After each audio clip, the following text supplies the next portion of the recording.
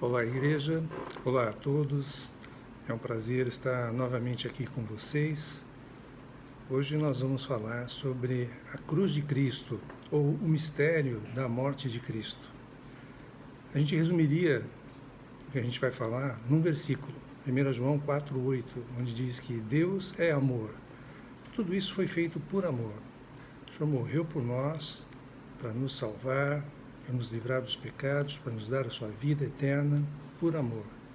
Efésios 2, versículos 4 e 5, nos diz: Mas Deus, sendo rico em misericórdia, por causa do grande amor com que nos amou, e estando nós mortos em nossos delitos, nos deu vida juntamente com Cristo, pela graça sois salvos.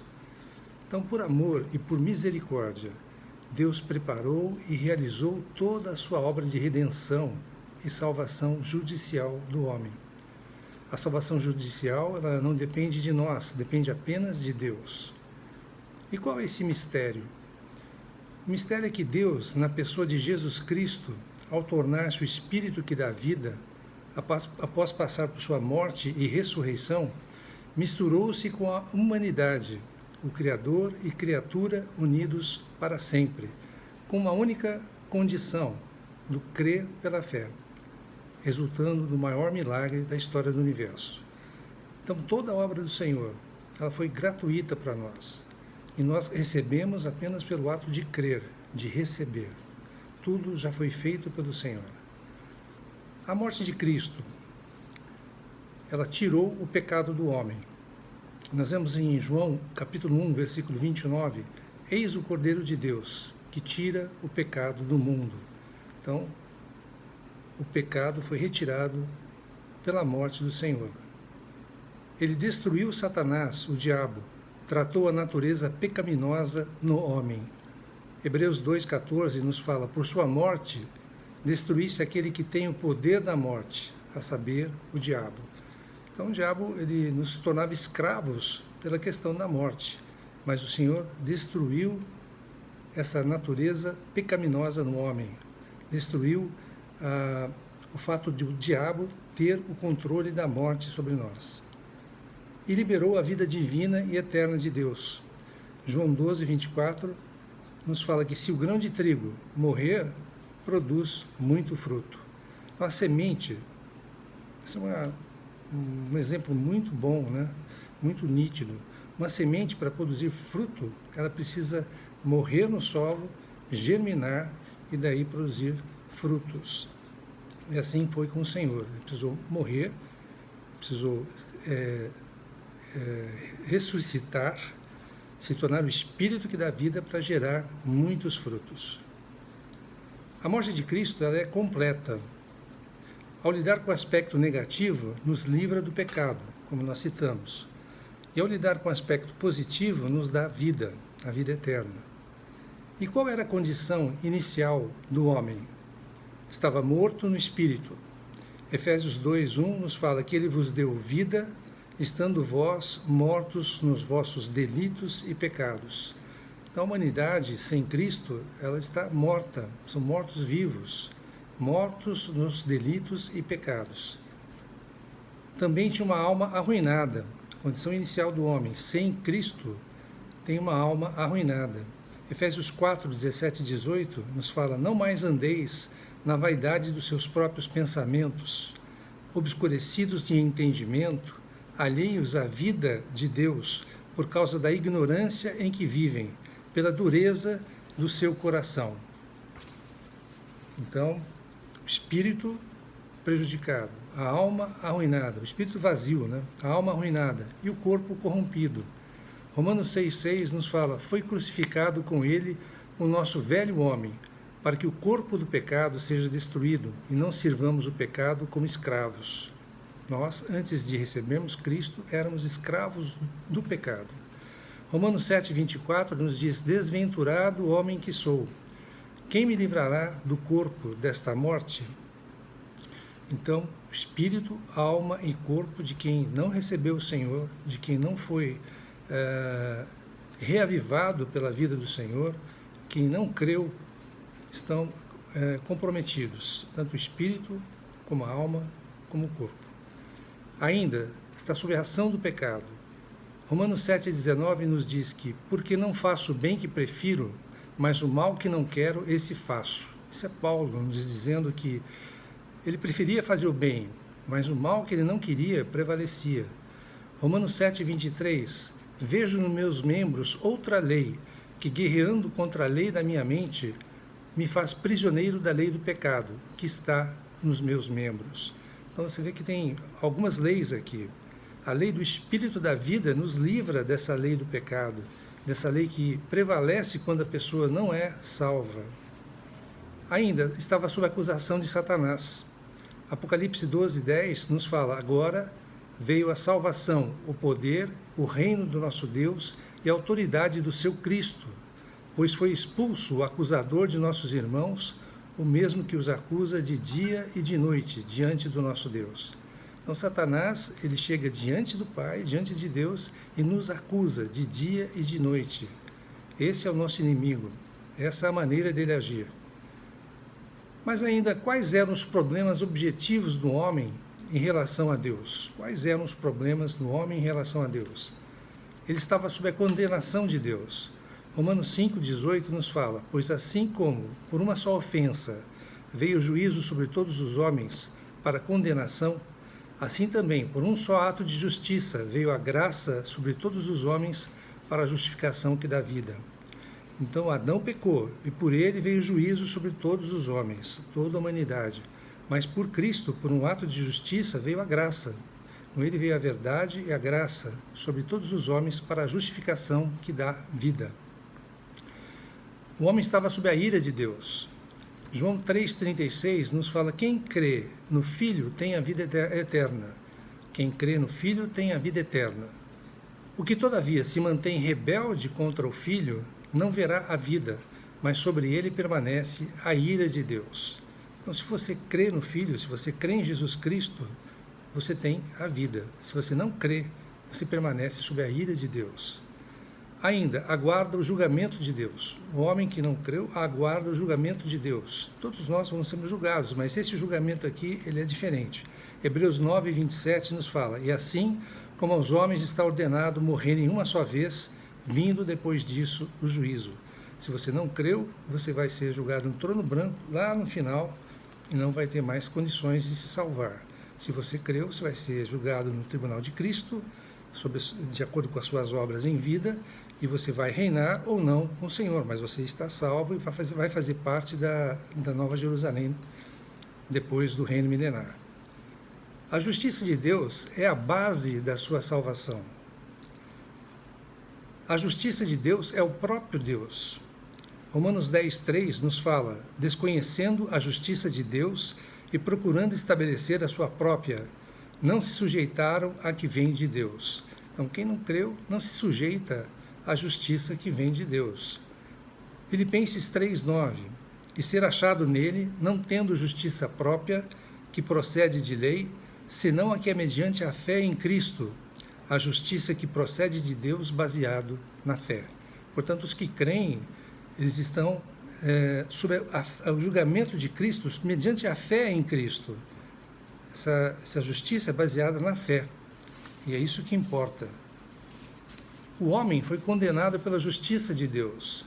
Gênesis 2:17 nos diz, mas da árvore do conhecimento do bem e do mal não comerás, porque no dia em que dela comeres, certamente morrerás. Foi aí que Adão e Eva pecaram, né, por não obedecerem à ordem de Deus, que era não comer da árvore do conhecimento do bem e do mal. Eles deveriam ter comido da árvore da vida. E daí desencadeou toda essa queda do homem. Né? Gênesis 3:24 diz, e expulso o homem, colocou querubins ao oriente do jardim do Éden, e o refugio de uma espada que se revolvia para guardar o caminho da árvore da vida. Como o homem tinha pecado, comido da árvore do bem e do mal, não era a maçã não, é a árvore do bem e do mal, do conhecimento do bem e do mal. Se comeu, se pecou, não poderia comer da árvore da vida. Por isso havia querubins para não deixar o homem entrar e comer da árvore da vida, que é do próprio Senhor. Cristo morreu para cumprir os requisitos de Deus. Romanos 8,3 nos fala: o que for impossível à lei, no que estava enferma pela carne, isso fez Deus enviando o seu próprio Filho, em semelhança de carne pecaminosa e no tocante ao pecado, e com efeito condenou Deus na carne o pecado. O pecado foi condenado na carne, mas Cristo veio sem pecado, para justamente executar, cumprir os requisitos de Deus. E a redenção do homem? A redenção do homem passa na pessoa de Jesus Cristo, o homem perfeito e o Deus completo. Homem perfeito e Deus completo. Hoje é um homem à direita de Deus, nos céus. Colossenses 2,9, nele habita corporalmente toda a plenitude da divindade. Homem perfeito, Deus completo. É completa essa redenção do homem em 3 estágios: espírito, alma e corpo. 2 Coríntios 1,10 diz: o qual nos livrou e livrará de tão grande morte, em quem temos esperado, que ainda continuará a livrar-nos. Vamos ver se tem aqui espírito, alma e corpo. O qual nos livrou. Quando nós cremos, o nosso espírito foi preenchido com o próprio Senhor, com o Espírito Santo, e ele está salvo para sempre. Nos livrou, né? E nos livrará de tão grande morte. Ou seja, o nosso corpo, quando o Senhor voltar, vai ser um corpo de glória. Então, o nosso corpo vai ser um corpo diferenciado, que vai subir aos céus para ser julgado. Esse corpo de glória também já cumpre os requisitos para a salvação do corpo. Então, nós temos a salvação do espírito, a salvação do corpo. E ainda, em quem temos esperado, que ainda continuará a livrar-nos. O que é isso? É a salvação da nossa alma, que demanda toda a nossa vida depois de crermos. O cumprimento da redenção, como é que se dá? Pela encarnação do Senhor. Em Mateus 1,23, nós temos que: eis que a Virgem conceberá e dará à luz um filho, e ele será chamado pelo nome de Emanuel. Emanuel quer dizer Deus conosco. Então o Senhor se encarnou, se tornou homem, através da Virgem Maria, pela ação do Espírito Santo. Ainda, cumprindo a economia de Deus. 1 Timóteo 3,16 nos fala: grande é o mistério da piedade, que é Deus expresso no homem. Aquele que foi manifestado na carne, foi justificado em espírito, contemplado por anjos, pregado entre os gentios, crido no mundo, recebido na glória. Então, com isso, o Senhor estava cumprindo a economia de Deus. Pelo viver humano, Hebreus 5,8 nos fala: embora sendo filho, aprendeu a obediência pelas coisas que sofreu. Se o Senhor sofreu e aprendeu a obedecer o Senhor pelas coisas que sofreu, quanto mais todos nós também vamos ter os sofrimentos para aprendermos a amadurecer, a nos tornarmos obedientes a Deus. Filipenses 2,8, assim mesmo se humilhou, tornando-se obediente até a morte e morte de cruz. O Senhor era Deus, mas na terra ele relegou essa função de Deus e se tornou apenas homem. E como homem viveu 33 anos e meio, sofreu como homem e foi pregado na cruz como homem para nos redimir, para eliminar o pecado da humanidade. 1 Pedro 3,18, pois também Cristo morreu uma única vez pelos pecados, o justo pelos injustos, para conduzir-vos a Deus, morto sim na carne, mas vivificado no Espírito. Então vocês veem que Cristo morreu sim, uma única vez, na cruz, pelos pecados de toda a humanidade, pelos meus pecados, pelos seus pecados, passados, presentes e futuros, desde que você se arrependa e peça pelo sangue do Senhor derramado na cruz. Ele vai te perdoar toda vez que você se arrepender e solicitar esse perdão. Então ele morreu sim na carne humana, mas foi vivificado no Espírito. Pela sua morte na cruz, foi tratado em definitivo a questão do pecado pelo sangue derramado. Em 1 João 1,7, nós temos: e o sangue de Jesus, seu Filho, nos purifica de todo o pecado. Então foi tratada aqui a questão da híbris, do velho homem, da nossa vida clandestina. Dentro de nós, porque nós pecamos, porque Adão pecou e toda a humanidade pecou, nós temos uma vida clandestina, que é a híbris, em grego. Romanos 6,6 diz: foi crucificado com ele o nosso velho homem. Então, esse nosso velho homem, nós precisamos levar todos os dias à cruz, para ser crucificado e para nós renascermos um novo homem, um homem segundo o coração de Deus. A cruz, kenosis, vem do grego e significa autoesvaziamento de Cristo em sua encarnação. Quando se tornou homem, o Senhor se esvaziou. Ele não mais era Deus, mas ele não se fez tratar e viver como Deus. Ele viveu como homem, apesar de ser Deus também. Então é Cristo assumindo a natureza humana com todas as suas limitações, exceto o pecado. Jesus Cristo não tinha pecado. Filipenses 2, de 5 a 11, nos fala: tende em vós o mesmo sentimento que houve também em Cristo Jesus, pois ele, subsistindo em forma de Deus, não julgou como usurpação o ser igual a Deus. Antes, a si mesmo se esvaziou, assumindo a forma de servo, tornando-se em semelhança de homens, e reconhecido em figura humana. A si mesmo se humilhou, tornando-se obediente até a morte e morte de cruz. Pelo que também Deus o exaltou sobremaneira e lhe deu um nome que está acima de todo nome, para que ao nome de Jesus se dobre todo o joelho, nos céus, na terra e debaixo da terra, e toda língua confesse que Jesus Cristo é o Senhor, para a glória de Deus Pai. Então você vê que ele se esvaziou, ele apesar de ser Deus, ele não subsistiu na forma de Deus enquanto estava aqui conosco na terra, e assumiu a forma de servo, em semelhança de homens, reconhecido em figura humana. Ele se humilhou e se tornou obediente até a morte e morte de cruz. Cristo suou sangue, né, no Getsemane, antes da sua crucificação. Ele sabia o que ele ia passar, ele precisava passar, ele sabia disso, mas como homem ele sofreu. Mas ele cumpriu, ele obedeceu a ordem do Deus Pai. E Deus o exaltou, né? Deu um nome que está acima de todo nome, para que o nome de Jesus, todo joelho vai se dobrar. Senão hoje, um dia, todo joelho vai se dobrar, seja nos céus, seja na terra, seja debaixo da terra. E toda língua, toda pessoa vai confessar que Jesus Cristo é o Senhor. Jesus não deixou de ser Deus na terra, mas deixou de lado sua glória celestial, a sua autoridade independente, e submeteu-se completamente à vontade do Pai. Ele abriu mão. Ele teve muitas limitações humanas, como todos nós temos. Em João 4,6 fala de cansaço, Jesus teve cansaço. Em João 19,28 fala que ele teve sede. São limitações humanas, isso não é de Deus, é de limitação de homem. Ele assumiu, num supremo ato de humildade, o Deus do universo tornou-se um ser humano e morreu por sua criação. Morreu pela sua criatura, um homem, uma morte de cruz. A morte de Jesus, só para esclarecer que a primeira hora na Bíblia, ela se relaciona às 6 horas da manhã, que é quando o sol nasce.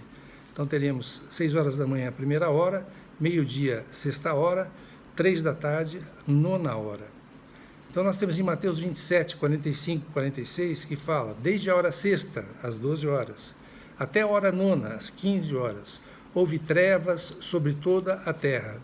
Por volta da hora nona, às 15 horas, clamou Jesus em alta voz, dizendo, Eli, Eli, lama sabachthani, o que quer dizer, Deus meu, por que me desamparaste? Nessa hora, Deus precisou desamparar Jesus Cristo, porque ele precisava ter sobre si todos os pecados da humanidade. Isso foi um sofrimento terrível para Deus. O maior sofrimento não foram as chibatadas, não foram as agressões físicas, mas foi esse sofrimento da alma que ele teve quando Deus o desamparou no final da sua vida humana. O Senhor padeceu na cruz desde a hora terceira, ou seja, das 9 da manhã, até às 3 da tarde. Foram 6 horas de sofrimento na cruz até ele morrer. Isso está em Marcos 15, 25.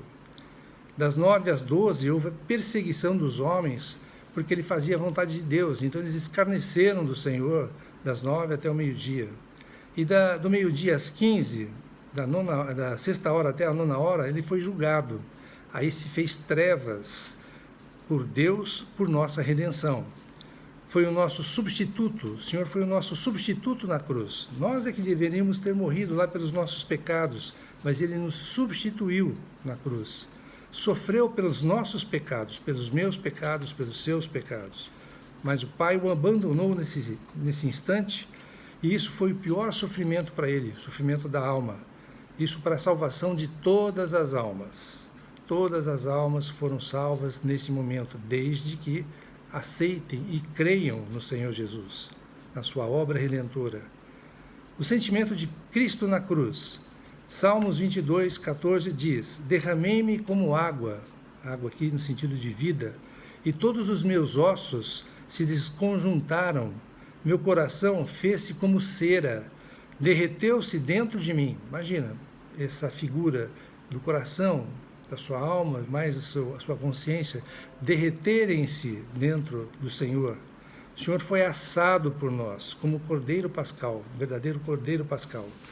O sofrimento acontece por não negarmos a nossa vida da alma. O Senhor já negou a vida da alma por nós, mas nós precisamos receber isso, crer nessa obra do Senhor. Em Cristo também já negamos, não há sofrimento. O ir para a cruz não é uma coisa prazerosa, mas não é uma coisa penosa para cada um de nós. Nós precisamos fazer isso porque nós, na cruz, nós nascemos numa vida de ressurreição novamente, todos os dias. E essa vida em ressurreição é que agrada o Senhor. A morte de Jesus, Mateus 27, 50 a 51. E Jesus, clamando outra vez com grande voz, entregou o Espírito. Eis que o véu do santuário se rasgou em 2 partes, de alto a baixo. Tremeu a terra, fenderam-se as rochas. Então você vê que quando o Senhor morreu, o véu foi rasgado de cima a embaixo. Essa figura do véu vem do templo, né? Do tabernáculo. Entre o santo lugar e o santo dos santos, santo lugar onde os sacerdotes trabalhavam, e o santo dos santos é onde Deus se manifestava para Moisés e para o sumo sacerdote uma vez por ano. Que ele tinha que entrar ali amarrado por uma cordinha, porque se tivesse um pecado ele seria fulminado no mesmo instante. Então essa cordinha deles puxavam caso fosse fulminado. Então esse véu que separava o santo lugar do santo dos santos foi rasgado de alto a baixo. Isso significa o próprio Senhor sendo rasgado por nós, e nós agora temos um livre acesso para Deus, né? Um livre acesso no nosso espírito para Deus. Hebreus 10, 19 e 20 fala isso. Tendo, pois, irmãos, intrepidez para entrar no Santo dos Santos, pelo sangue de Jesus, pelo novo e vivo caminho, que é o Cristo, que ele nos abriu através do véu, isto é, pela sua carne. Ou seja, o véu foi rasgado, a carne do Senhor foi rasgada de alto a baixo, significando que não teve mãos humanas, foi de alto a baixo, de Deus para a terra. E nós agora temos, por intrepidez, condições de entrar no Santo dos Santos e termos comunhão com Deus, através do nosso espírito. Mas não podemos ter pecado para ter comunhão com Deus. O pecado é uma barreira entre nós e Deus. A separação entre Deus e um homem foi abolida, porque a carne do pecado, representada pelo véu, foi assumida por Cristo e foi crucificada. Isso está em Romanos 8,3. Agora temos livre acesso ao Espírito, ao Santo dos Santos. Podemos nos encontrar com Deus face a face no Espírito. O nosso velho homem foi crucificado com Cristo. Temos um caminho aberto para contatar e desfrutar Deus no nosso espírito, como vida e como nosso suprimento. Então o pecado, ele nos afasta de Deus. Se nós temos pecado, se nós não pedimos perdão pelos nossos pecados, não tem como ter comunhão com o Senhor. E a velha alma, o velho homem, nos afasta da vontade de Deus. Então nós precisamos levar à cruz o nosso velho homem todos os dias, pedir perdão pelos nossos pecados para ter comunhão com Deus no Espírito. A morte de Jesus, João 19, 34 e 35, nos diz: mas um dos soldados lhe abriu o lado com uma lança, e logo saiu sangue e água. Aquele que isto viu, que foi João, o apóstolo João, testificou, sendo verdadeiro o seu testemunho. E ele sabe que diz a verdade, para que também vós creiais. Então, somente João viu porque ele estava próximo da cruz, estava próximo de Cristo. O sangue é para a remissão dos nossos pecados, né? Então, já falamos sobre isso. Se nós temos pecados, precisamos nos arrepender e pedir pelo sangue de Jesus. A água é para nos dar a vida divina, né? Então, sangue para a remissão dos pecados. E a água que saiu do lado do Senhor, sangue e água, a água para nos dar a vida divina. Cristo precisava ser crucificado, ele veio para a terra para ser crucificado. Mateus 16, 23 nos fala: mas Jesus, voltando-se, disse a Pedro: arreda Satanás, tu és para mim pedra de tropeço, porque não cogitas das coisas de Deus, e sim das dos homens. Essa foi a situação em que Pedro não queria deixar Cristo ir para Jerusalém e ser crucificado. Então ele falou: arreda Satanás, isso não é coisa de Deus, é coisa do inimigo, que não queria que o Senhor fosse crucificado, porque na cruz o inimigo foi derrotado. Se não houver cruz, não haverá ressurreição. Romanos 6, 5 nos fala: se fomos unidos com ele na semelhança da sua morte, certamente o seremos também na semelhança da sua ressurreição.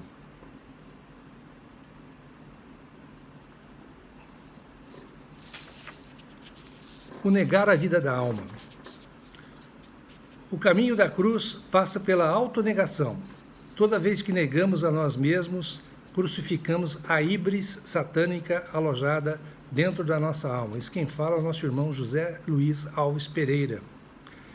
O caminho da cruz passa pela autonegação. Nos negarmos. Toda vez que negamos a nós mesmos, crucificamos a híbris satânica, aquilo que não pertence ao novo homem, pertence ao velho homem, alojada dentro da nossa alma. Lucas 9, 23, 24, nos diz que se alguém quer vir após mim, a si mesmo se negue, dia a dia, todos os dias. Tome a sua cruz e siga-me, pois quem quiser salvar a sua vida da alma, perdê-la-á. Quem perder a vida por minha causa, esse a salvará. Dá para entender? Que se você não negar a sua vida da alma, seu velho homem, você vai perder essa sua alma, você não vai salvá-la. Mas se você negar pelo Senhor, por Cristo, a sua velha alma, seu velho homem, você vai estar salvando a sua alma. E é a principal função da nossa vida hoje, salvar a nossa alma. E leva toda a nossa existência. O fogo transformador do Espírito. 1 Pedro 4,12 nos diz: amados, não estranheis o fogo ardente que surge no meio de vós, destinado a provar-vos. Então, as provas, elas são benéficas ou maléficas? Depende. Depende de como você encara os problemas, as provas. Se você aceita as provas, se você coloca essas provas, o seu jugo, no jugo do Senhor, se você coloca as suas provas nas mãos de Deus, você vai aprender muito com as provas. E certamente, talvez não vá precisar repetir as mesmas provas, os mesmos problemas. Porque Deus vai estar te guiando, te conduzindo, né? Esse é o fogo ardente. Esse é o fogo ardente que está aí para transformar a nossa alma, transformar pelo Espírito Santo a nossa vida. 1 Pedro 1, 6, 7 e 9 nos diz: nisso exultais, embora no presente, por breve tempo, se necessário, sejais contristados por várias provações. Nisto exultais, embora exultais, fique contente, embora no presente, por breve tempo, não é coisa de muito tempo não, se necessário, e é necessário para todos nós, ser contristados por várias provações, por várias provas. Continuando, para que, uma vez confirmado o valor da vossa fé, muito mais preciosa do que o ouro perecível, mesmo apurado por fogo. O ouro, para ser apurado, para ser purificado, ele precisa passar no cadinho pelo fogo. Aí as impurezas sobem, você retira as impurezas e deixa lá no fogo para ser mais purificado. Quanto mais puro, mais precioso. Assim é a nossa alma, é a nossa vida. Nós precisamos ter a nossa fé confirmada. Se a nossa fé não é provada, se a nossa fé não tem provas, não tem obras, ela não vai adiantar de nada. Nós não vamos ser salvos. A nossa alma não vai ser salva. Obtendo o fim da vossa fé, a salvação da vossa alma. Então, o fim da nossa fé é a salvação da nossa alma, por passar por provas. Nossa fé precisa ser provada. Então, que possamos tomar a nossa cruz. Cada um tem a sua cruz, sob medida. Tomar a nossa cruz. Ela é individual. Negar a nós mesmos, negar a nossa vida da alma. Sermos imitadores de Cristo e sermos transformados pela ação do Espírito Santo. Deste modo, nós seremos mais que vencedores.